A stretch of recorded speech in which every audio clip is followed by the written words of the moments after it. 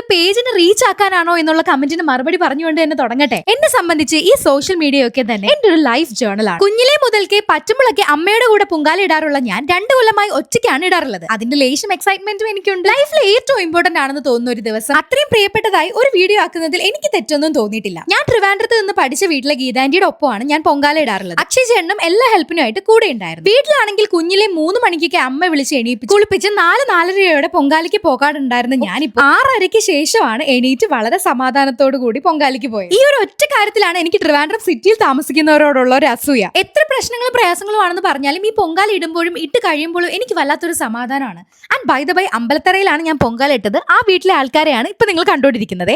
തിരിച്ച് പാച്ചല്ലൂർ വന്ന് കുറച്ച് റെസ്റ്റ് എടുത്തതിന് ശേഷം നമ്മൾ പാച്ചല്ലൂർ ദേവീക്ഷേത്രത്തിലെ തൂക്കം കാണാൻ പോയി. ഇവിടെ തൂക്കം നടക്കാറുള്ളത് ആറ്റാൽ പൊങ്കാലയുടെ ദിവസം ആയതുകൊണ്ട് തന്നെ ഇപ്പൊ സ്ഥിരമായിട്ടുള്ള ഒരു പരിപാടിയാണ് ആറ്റാൽ പൊങ്കാല കഴിഞ്ഞാൽ പാച്ചല്ലൂർ ദേവീക്ഷേത്രത്തിലോട്ടുള്ള യാത്ര.